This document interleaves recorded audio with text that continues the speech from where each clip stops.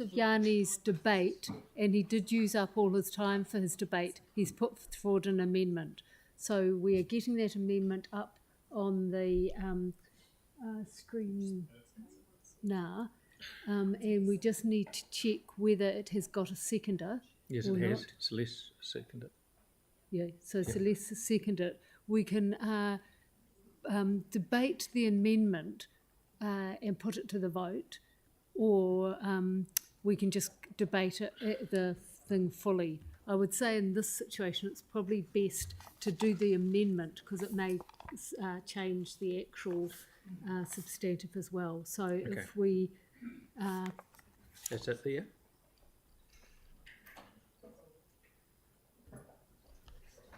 So we're debating the amendment. Is that right? Yep. Do you want to... Okay. I'm just trying to work out where specifically it would go. So the actual policy itself is like page 577 to 580. It's only a couple of pages. Let's debate the amendment. Yeah. Let's debate the amendment, and then we'll put it to the vote. Okay? The amendment may not be supported. Correct. No. So, has anyone got any debate on the amendment? Councillor Henstock. The main issue I want to raise is that I think it's really dangerous for us to be wordsmithing at the table like this. Yeah. We've had the papers for some time. I would have much preferred that this had been brought up earlier than this. Okay. I'm really uncomfortable with that. I think it sets a dangerous precedent, and I'd prefer to have staff proper consideration of it. Thank you very much. Supporting it. Yep. Thank you, Councillor Templeton. Thanks. I completely understand where the amendment has come from today, but what I would prefer, given that it changes things within the policy, is that a foreshadowed motion was put, which you can do even as well if you've done an amendment, because they're not putting two amendments, to send it back to the hearings panel for the hearings panel consideration, if that was the will of the council, rather than making this change today. Our policy specifies that people should have equity regardless of age, gender, disability, ethnicity, culture, faiths, geographical location, sexual orientation, neurodiversity, or socioeconomic status. The hearings panel considered a range of different things. There was a suggestion during the hearings that we did add one, and we have added one to that list that didn't appear before, and that was neurodiversity. It had initially been in old documents and things as part of the mental health kind of space, but it's clearly not. It's its own thing, and it's not a disability. So we considered all of those kind of things. I think it's poor process just to add a couple of things today. Okay. I'm happy enough for it to go back to the panel. Thank you very much. So there's no more debate. Can I just clarify? Sorry, just check. If this amendment passes, it probably does have to go, because it's not precise enough. We thought it was just going to be a word or two here. We don't know the scope of it. Would have to go back to the hearings panel. If it doesn't pass, we'll go ahead. Before it to go to the hearings panel, I was told I couldn't do that, and I had to have a specific resolution. So this was raised yesterday as a question in the morning. So for those that are concerned that this is, somehow taking people by surprise, it shouldn't be. But I'm happy to come up with whatever wording or process that best gets this considered. No, so if people think it's... Let's put it to the vote. Shall we just put it to the vote? Yeah. I'm going to put this amendment to that vote. All those in favour of this amendment that you see there, down the bottom, number 6, please say aye. Those against? No. Right, that's failed. Thank you very much. Can I have a division? You're joking. You can. Thank you, Samantha.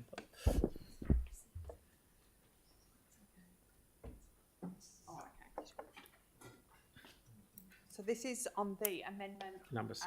On item 6. We won't be able to have it on screen because it's just frozen at the moment. Councillor Templeton. No. Councillor McLennan. No. Councillor McDonald. No. Councillor Johansson. Yes. Councillor Fields. No. Councillor Moore, you're online. No. Councillor Donovan? Councillor Coker? No. Councillor Peters? Yes. The Mayor? No. Councillor Scundrett? No. Councillor Barber? No. Councillor Kewen? Yes. Councillor Goff? Is absent. Not here. Councillor Henstock? No. Councillor Harrison Hunt? Abstain? And Deputy Mayor Cotter? No. That's 1, 2, 3, 4 yes. 1, 2, 3, 4, 5, 6, 7, 8, 9, 10, 11 no's and 1 abstention. So that's lost. So one hearings panel member supports it, one's abstained, and the other one, I mean, it's a, Righto. So now we're going to put the whole thing. Okay. So I'm going to put the whole thing. All those in favour of the whole thing. Just we haven't debated. Yeah, debate. Yeah. Yeah. Okay. We'll start with other debate. Victoria. Sorry, Mr Mayor. You Councillor wanted to, Templeton wants to start. sorry, did you want to? Okay, thank you. Yeah. I'm not entirely comfortable with this today. I do appreciate the work that the panel has done. Thank you to Councillor Johansson for raising the issue, and the division even amongst our panel members is not lost on me on that particular issue. My main area that I'm uncomfortable with today is the gender versus sex issue. I appreciate that we have had some legal advice on it, but I think that there's probably two sides to that advice, and to my own mind, I don't think that gender and sex are interchangeable. I think that gender interacts with but is different from sex, and I think that sex is biological and that gender is more of a social construct. So I'm having difficulty understanding the implications and particularly any unintended consequences in using gender over sex, and for that reason I'm going to abstain today. Thank you. Anyone? Councillor Harrison Hunt, sorry. Kia ora koutou. The reason for my abstention is I wanted to leave it in council's hands to decide what they wanted to do with that policy. As the youth portfolio holder, that could have gone either way, and I was quite happy to do either. But my position on this in regards to youth and children is I don't really care about the policy, the high level policy. It's more around the action plans. And within the action plans, I didn't feel as though adding youth and children was equitable, ironically, talking about the other groups that needed to be talked about within that policy itself.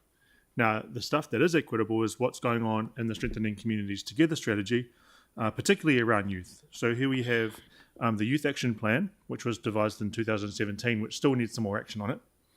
We also have the Christchurch Youth Friendly Spaces Audit Tool around place.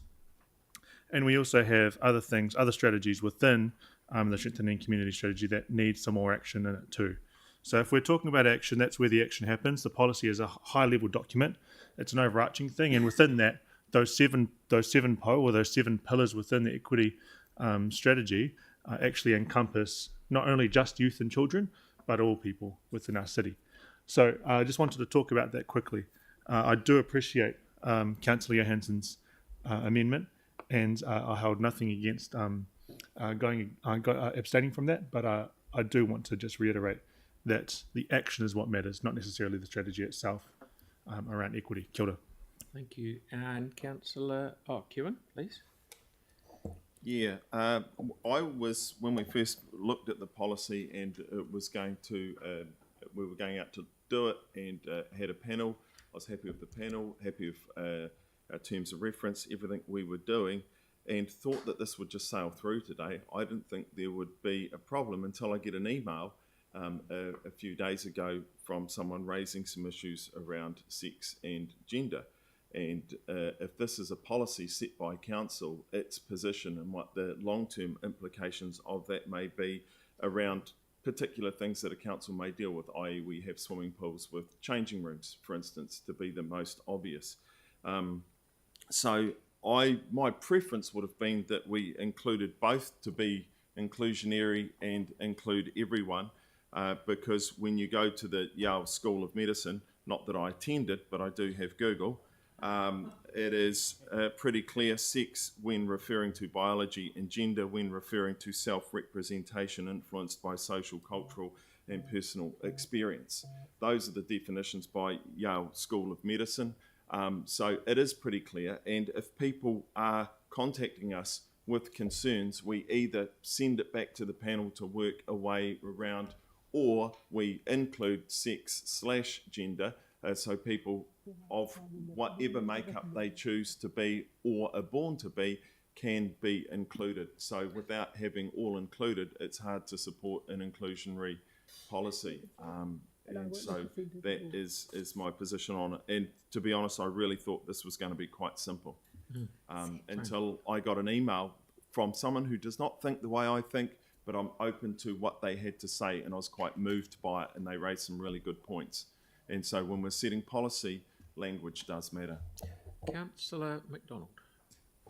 I'm happy to support this, and maybe I potentially I've got it wrong, but I didn't think the wording had changed in terms of the last policies to this policy. So I completely get it's an issue and good that people can debate it, but I'm sort of less concerned about it given it hasn't really changed. I just wanted to thank the panel for their work, and again, kind of just thinking back about how we structure these panels so that they do come up with a recommendation that comes to council, which can be accepted or rejected, but ultimately I think today it should be accepted. Thank you. Councillor Templeton is the last word. Yep, last word. Just the right of reply, so addressing a couple of issues that have been raised, which is the point of it. I will talk briefly to the sex versus gender, and I will reiterate Councillor MacDonald's comments in that there is nothing new here. So the current practice within the council organisation is that we use gender. Gender is actually a more inclusive term, and it can incorporate sex. And the legal advice was not that gender and sex are the same, but that the terms are used interchangeably through the Human Rights Commission. And that's quite a different thing. Our rainbow community, especially those who are transgender, are some of the most vulnerable and victimised in our community. They deserve our support, and they deserve to be included in all of the different activities that we are able to provide and services we're able to provide as a council. I would also not like to see the vote and the division on the vote on the amendment being framed as a we support young people and the others don't, because that is clearly not the case. The policy wraps the children's policy and the youth policy into it. The policy is designed to include those ones and make sure that we concentrate on those who we hear from the least, and we've seen some fantastic work by the organisation in making sure that those voices are captured in recent consultations, and the proper way, if you'd wanted wording changes to go about that, would have actually been to put an amendment up or a foreshadowed motion to send it back to the hearings panel, which is always possible. Thank you. Okay, thank you very much. So with that, I'm going to put the vote. Sorry, just a process question. Can you just put one separate, or just have my vote recorded against one? Thank you. What are we doing? He wants to keep all those policies in this one. So he's voting against this one. What? He's voting against revoking those ones. Yeah. So I'm putting it. Yeah. Right, I'm putting this vote. All those in favour? Aye. Against? Carry. Thank you very much. You want that recorded? Against one. Against one. Both of you against one. Mr. Mayor? Both three are voting against one. Which three, sorry? Sorry, against number one, and yes for the others. Thank you very much. And abstained. I'll see if I can get this one, that one done. No, but it's lost. It's lost. Okay. So we're moving on to item 13. A decision to adopt the Greater Christchurch